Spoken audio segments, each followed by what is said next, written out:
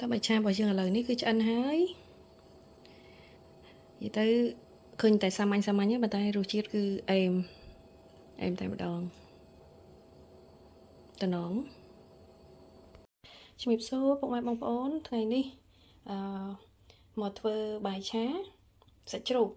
ហើយបាយឆារបស់យើងគឺយើងចាក់ពងទាកូរជាមួយនឹងបាយឲ្យហើយអញ្ចឹងណានេះតោះអញ្ចឹងមកធ្វើជាមួយខ្ញុំទាំងអស់គ្នាតោះឥឡូវនេះយើងបានហាន់សាច់ហាន់បន្លែយើងរួចរាល់សម្រាប់ឆាហើយតោះអញ្ចឹងយើងចាប់ផ្ដើមឆាជាមួយខ្ញុំទាំងអស់គ្នាខ្ញុំធ្វើការចាក់ប្រេងឆា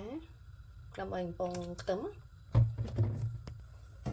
ផ្ទះក្តៅយើងចាប់ផ្ដើមដាក់ខ្ទឹមចូល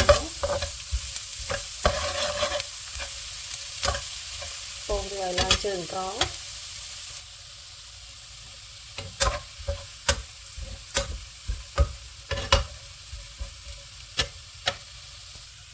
ខ្ទឹមយើងចាប់ផ្ដើមក្រហមឈ្ងុយហើយហើយយើងធ្វើការដាក់សាច់ចូល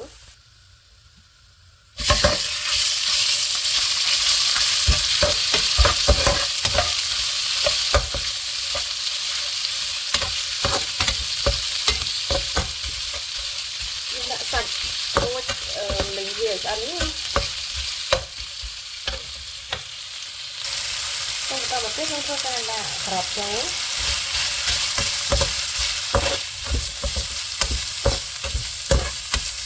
ចូលមកទៅហើយយើងធ្វើការដាក់គ្រឿងចឹងបន្តមកទៀតយើងដាក់ស្ករមកល្បាយនឹងនៅខ្លួនដែរយើងដាក់ស្ករមកបើតមកទៀតយើងដាក់អំបិលស៊ុបខ្ញុំដាក់អំបិលស៊ុបល្មមទៅដោយសារយើងប្រើទឹកត្រីដែរចឹងនេះទឹកត្រីដាក់មកល្មមសិនមកយកភ្លក់មកសិន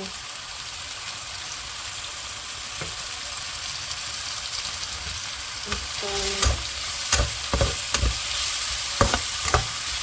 ឈ្ងុយ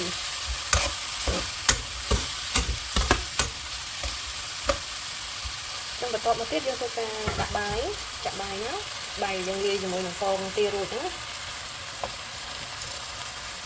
ណា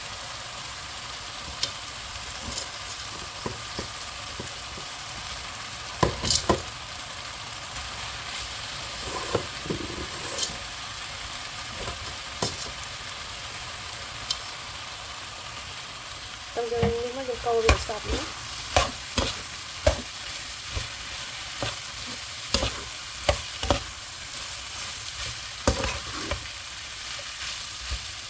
ចូលវាសពជាមួយគ្រឿង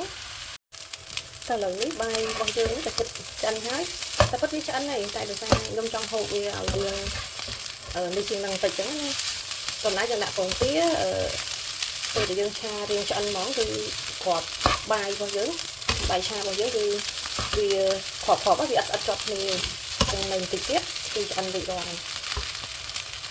បាយឆារបស់យើងនេះគឺឆ្អិនហើយហើយឥឡូវនេះខ្ញុំធ្វើការដាក់ម្រេចបន្ថែមព្រោះបាយឆាពេលយើងប្រើម្រេចបន្ថែមឆ្ងាញ់ហ្នឹងណាខ្ញុំធ្វើការដាក់ម្រេចបន្ថែមបន្តមកទៀតខ្ញុំរោយស្លឹកខ្ទឹម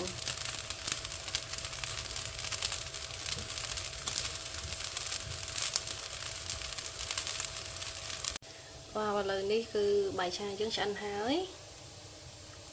អរគុណច្រើនពុកម៉ែបងប្អូនអរគ្នាសម្រាប់ការទស្សនាកុំភ្លេចជួយ like subscribe channel របស់ខ្ញុំម្នាក់មួយផងអរគុណ